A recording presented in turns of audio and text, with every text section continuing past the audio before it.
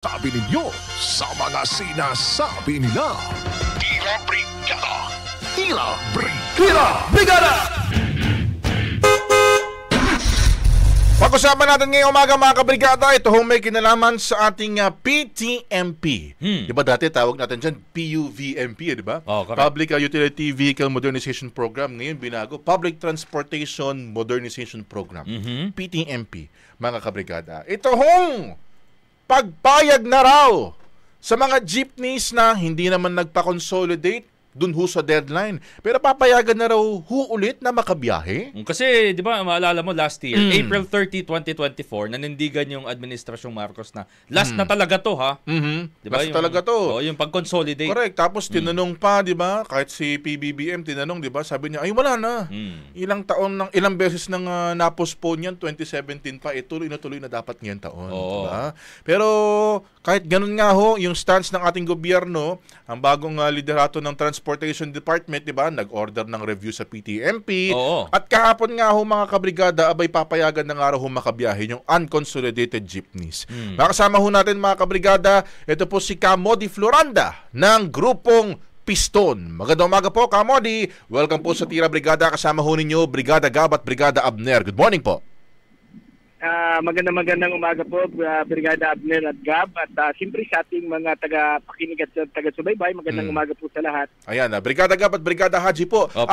Kamodi, nung nakaraan interview namin, parang sabi pa lang ninyo, di ba, na parang ay umaasa kami dito kay Dizon, Secretary Dizon, bagong Transportation Secretary na baka pakinggan kami. Kahapon ho, parang napagbigyan na ho tayo. Ano hong magiging reaction ho natin dito, Kamodi?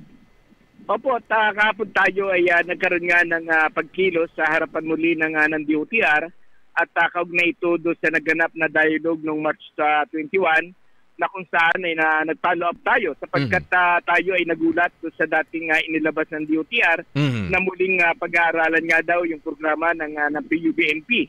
Kaya tayo ay nagkaroon nga ng pagkilos kahapon at humarap muli sa atin ang sekretary ng DOTR at nag-usap doon sa baba ng DOTR at sinabi rin niya na talagang papayagan na muli tayong makapag-renew at makapag-restro ng ating mga traditional jeepney, yung mga hindi nag-consolidate, yung hindi pumasok sa programa ng PUBNP. Ay inaano niya na 100% ay papayagan tayo na makabalik sa ating hanap buhay. Yun, sabihin ho, good news ho sa inyo talaga ito, Kamodi. Mga ilang tsuper ho natin, yung mga unconsolidated na, kumbaga ba dahil po sa direktibang ito yung makakabiyahe na po. May numbers ho ba tayo dito, Kamodi? Pag inano po natin, ay halos nasa 75% pa yung muling makapag-renew at makapag-restro. Ganun pa kalaki yung ating mga mapapayagan na makapag-renew. Pagkat nakita naman po natin na talagang doon sa sinasabi nga ng dating administrasyon at nakasalukuyang administrasyon na sa 86%, ay mismo talaga na sinasabi na natin hindi totoo. Mas malaki ang hindi nag-comply sa programa ng PUBNP. Bagamat mayroon talagang mga nag-file ng consolidation, may nag-file ng corporation kooperatiba, pero sa isa ay kapag inano po natin, ay bakit sila nag-file ng kooperatiba ng corporation dahil doon sa direct na pananakot nga ng LTFRB at ng DOTR. Pero doon sa voluntary ba na pumasok sa programa ay malinaw na hindi voluntary yung kanilang pagpasok sa programa ng PUBNP. Ano ho yung ibig sabihin nito, Kamodi, sa inyo pag sinabing 100% makakabiyahe na ulit? Kasi di ba, kung papayagan na hong magpa-consolidate, yun hong mga hindi pa nakakapag-consolidate, ang ibig ba sabihin nito, yun pong mga natigil na mag-operate na mga jeep, papayagan na muling makalabas o makabiyahe for now? Ganun ba yon?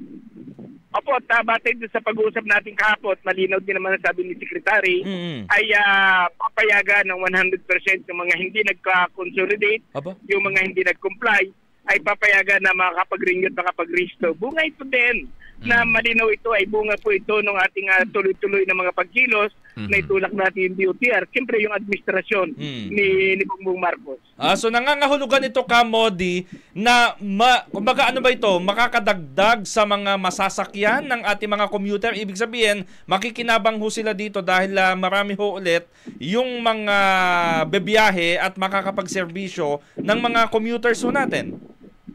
Opo, sabi nga natin, ay mayroong maliit na tagumpay sa anin ng sektor ng transportasyon at siyempre higit sa lahat malaking tagumpay ito ng ating mga commuters, ng ating mga mamamayan sapagkat dadami muli yung masasakyan nila ng pampublikong transportasyon dito sa ating bansa. Ito naman, matanong ko lang, Kamodi ha, kasi di ba matapos ho na mapasuna yung deadline po dito po sa pagpapakonsolidate, marami ho yung mga jeepney drivers na yung mga jeepney na in-scrap na lang, di ba? Tanda mo yun, partner, yung iba binenta na lang, o kaya chinap-chap na lang para kahit papaano yung mapakinabangan pa rin kasi nga hindi na sila makakabiyahe. Paano naman ho yung mga may kasamahan ho ba tayo dyan sa piston na gano'n yung senaryo, pinabiyahe na nga ho sila ngayon, paano ho mangyayari ho sa kanila? Sa atin ay siyempre hawak pa naman nila yung kanilang mga prangkisa at yung kanilang mga rehistro. Ang sa atin ay marahil itutulak uli natin sila na bumili uli ng mga panibagong mga sasakyan dahil nasa kanila pa naman yung kanilang mga prangkisa. Eto, Kamodi, ano naman ho, meron bang sinet na deadline ngayon o pending review nung PTMP? Ang sinabi ni Secretary kahapon ay ito bago matapos itong Holy Week ay maglalabas na siya mismo, siya mag-a-announce nung magiging desisyon ng DOTR. Kaya ibig sabihin yan ay bago matapos itong buwan ay i-announce ni Secretary yung magiging desisyon. Pero sinasabi nga niya kahapon, 100% ay papayagan tayo na makapag-renew at makapag-rehistro ng ating mga pampublikong transportasyon. Ayun kasi nung nabalita ko rin yan, nung napakinggan ko ho, mula ho sa inyong dialogo yan kahapon ni Secretary Dizon, sabi ko, naku medyo mahirap to kasi parang laway pa lang to ni Secretary. Wala pang sapat na guidelines, deadline hanggang kailan ba ito papayagan na makabiyahe yung unconsolidated jeepneys. Pero yung pala, inaasahan natin na by the end of the month, magkakaroon na ng mas malinaw na guidelines hinggil dito sa pagpayag sa ating mga unconsolidated jeepneys na ito. Pero Kamodi, di ba nagkaroon nga ho tayo ng task force na magre-review dito po sa PTMP.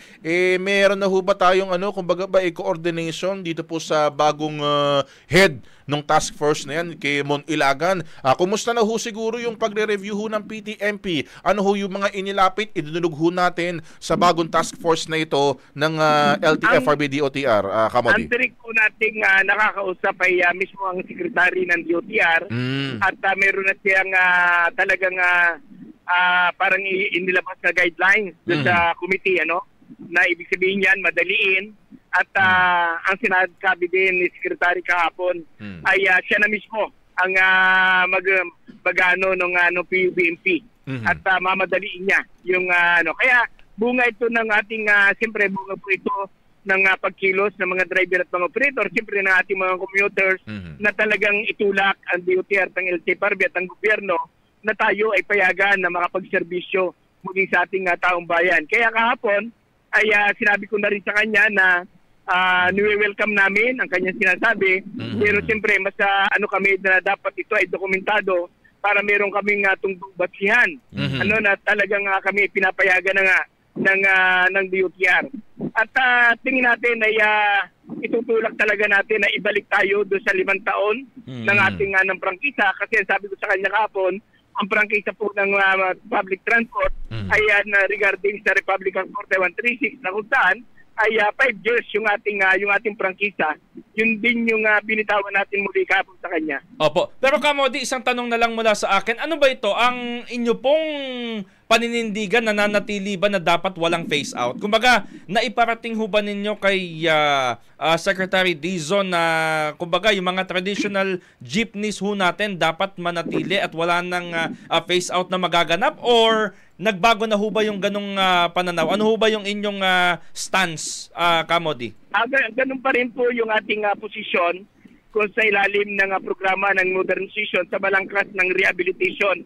At sinabi ko nga sa kanya, hindi necessary na tayo ay bumili sa China, sa Japan at saka sa US ng ating mga sasakyan kundi dapat paunlarin yung ating lokal na mga bodybuilder dito sa ating bansa. Sabi ko nga kahapon sa kanya, ay muli natin binanggit, nandiyan yung Francisco, nandiyan yung Saraw, nandiyan yung Skipper Motor at iba't iba pa na halos lahat ng mga rehiyon, probinsya ng ating bansa ay may gumagawa ng ating mga pampublikong transportasyon at ito ang tulungan ng ating gobyerno dahil ang kakibat niyan ay pag-angat ng ating ekonomiya at spirit tayong mag-ayos ng ating mga sasakyan, lalo na kung may kakibat na suporta mula sa pamahalaan. Ayun, paano ho kapag ganun ho yung nangyari, halimbawa modernization, tapos ang magpo-produce naman ng mga kaha at saka makina, mga local naman. So in a way, parang papabor na rin ho ba kayo dito sa modernization if mga local producers naman ho natin yung gagawa ho ng mga bagong jeepneys na mas compliant po dun sa standards po na itinakda ho nila?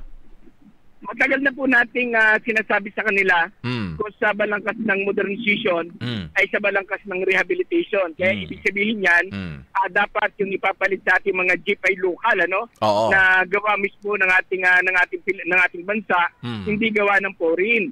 Dahil sinasabi nga po natin, kung tayo po angkat ng angkat ng mga sasakyan sa ibayong dagat, ay hindi po yung ating ekonomiya, yung ating pinapaunlad, kundi ang pinapaunlad dito, yung mga dayuhan at malalaking negosyo ng sasakyan dito sa atin. Kaya sabi natin, para makatulong sa ating ekonomiya at magluluwal ito ng trabaho sa ating mga manggagawa, dapat yung lokal na mga bodybuilder ang ating suportahan. Opo, nakausap na ho ba ninyo, siyempre yung lagi ho natin kasama sa mga protesta ho natin, ang grupong Manibela.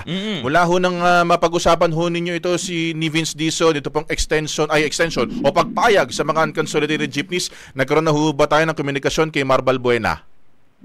Magkasama po kami ni Kamar nung isang araw sa Baguio.